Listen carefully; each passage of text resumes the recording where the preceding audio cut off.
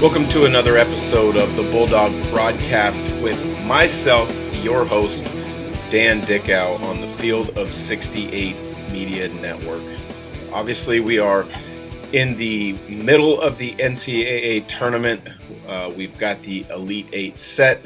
It's been one of the most fun NCAA tournaments that I can remember in quite some time. Tons of upsets, some great performances by some big-time players. Some really great storylines.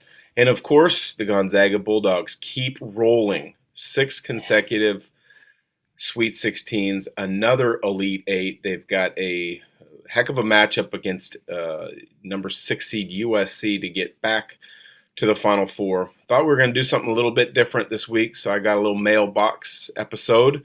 There's been a few questions that have come in, so we'll just run through these really quick, and that will be today's episode.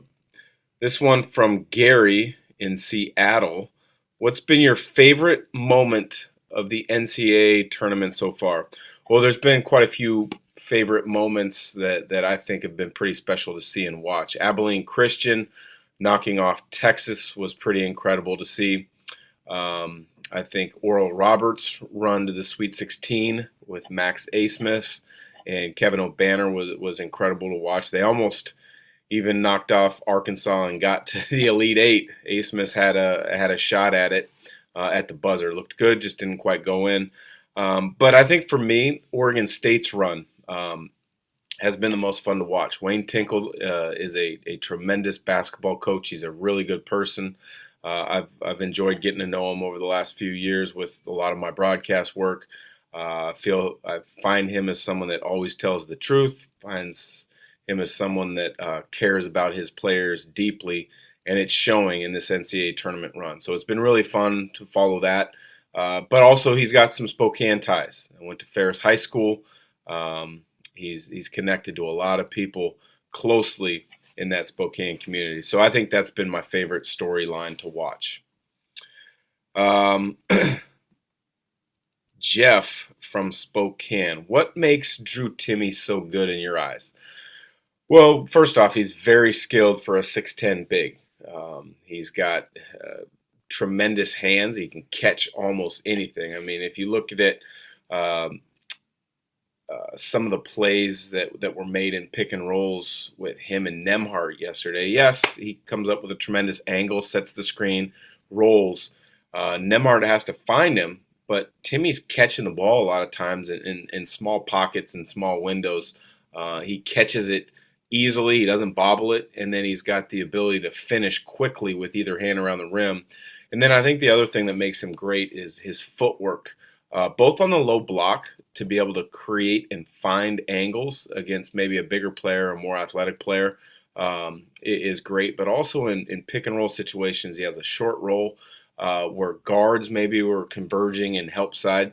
He catches it with almost never traveling, and then he's able to quickly get to his next move. I think that's something that really separates him from a lot of bigs that you've seen over the years.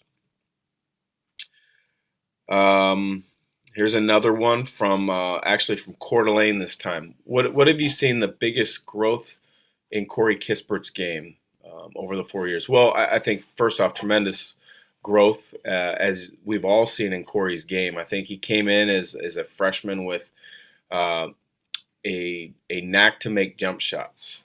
His numbers didn't necessarily dictate it early in his career, but when you looked at his mechanics, you just knew he was a good shooter with an opportunity to become a great shooter. And he's worked diligently on his craft. He is now, easily one of the top shooters in college basketball, if not the best shooter in college basketball this season. He's approaching, a historic number. Anytime you're reaching that 180 number, which is 50% from the field, 40% from three, and 90% from the free throw line, you're a pretty dang good shooter.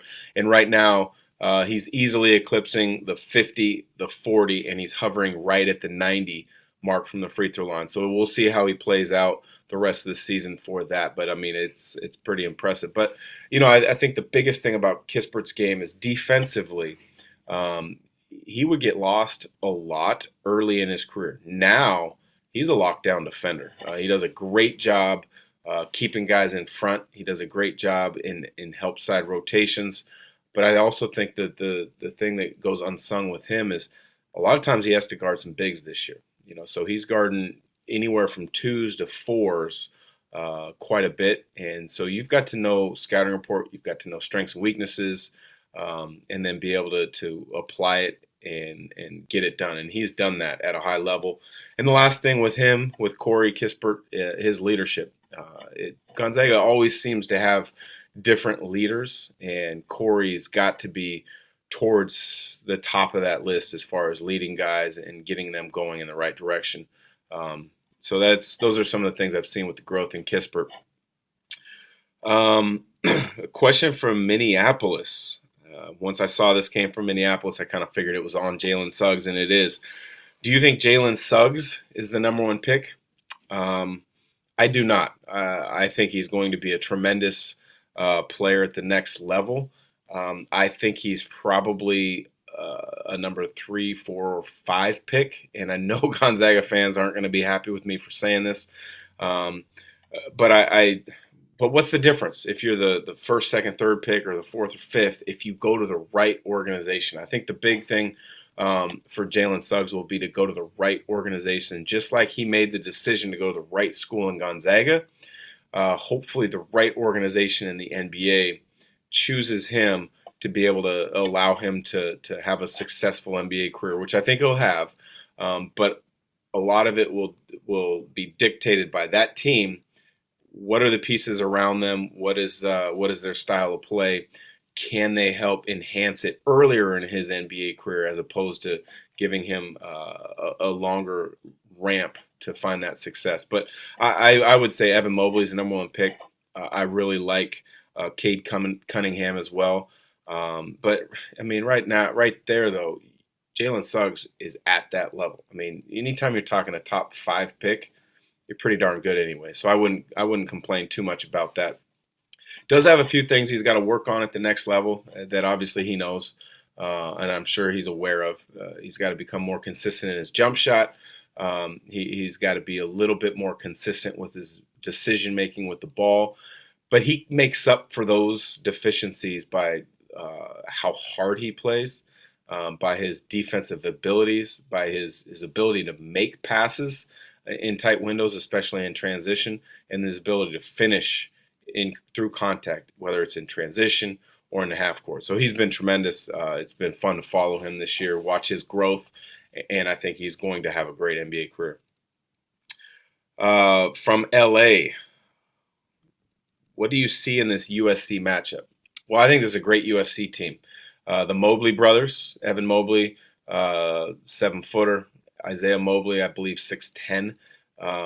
They both have a tremendous skill set. Both have a great feel for the game. Evan Mobley, who I mentioned, is probably the number one pick in the draft because he can do so many things on both ends of the floor. Defensively, averages 3 blocks a game. USC was interesting last night in their win against Oregon in that they played almost the entire game in zone, and Oregon couldn't quite figure it out consistently enough to get good shots and then knock down those shots. I don't think you're going to see a steady dose of zone against Gonzaga. They've got too many shooters, too many different weapons. But I think you're going to see changing defenses. That's for sure. I think it's going to be a tremendous game. I think USC, if I'm not mistaken in the stats I read, has the best 2-point field goal percentage defense in the country, anchored by Evan Mobley and his 3 blocks a game, against Gonzaga's best field goal percentage in the country, but also the best 2-point field goal percentage in the country. I think Gonzaga, obviously leads the country in scoring at over 92 a game. The question is does USC want to play at that pace? You're not going to stop Gonzaga, so you have to find ways to score. But I don't know if USC is going to be comfortable playing at that pace for that long to be able to match up with Gonzaga. I think it's going to be a good game, but I still think Gonzaga gets another double-digit victory and advances to the Final Four. This one from Omaha, Nebraska. Hunter Salas just committed to Gonzaga. What do you see in him? Well, I have never seen Hunter Salas in person. I've seen a lot of clips. I've read a lot of articles. I've talked to a few people that say he's a tremendous talent. Another great player coming to Spokane. Top 10 talent in the high school class of 2021. McDonald's All-American. And when you kind of track his skill set, he's long, he's athletic for a guard. He's got a great handle. He's got a great vision and ability to find others, whether it's in transition or pick and roll opportunities. He might be a little bit better shooter than Jalen Suggs. When you look at his mechanics, yes, he's got what looks to be a jump shot that is going to have some potential to be very successful. He also plays really hard on the defensive end, and that's something that you have to have if it's going to translate quickly from high school to college. And then if you have it, you've got a chance to translate that quickly from the pro game, from college to the pro game, if and when you're ready. He made a comment or two in one of the articles I read that he's always been high on Gonzaga. He's followed him closely, and he's been kind of tracking and watching how Jalen Suggs' season has gone at Gonzaga. And so I think when you look at that, it's fun to see young players now at Gonzaga coming in with high expectations,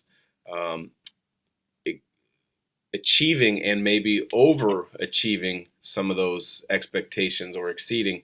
And that's going to continue to spur a lot of really good young players to take a long look at Gonzaga, maybe come to Gonzaga and continue to build on this tradition that is becoming pretty darn incredible. So appreciate everyone for the questions that came in.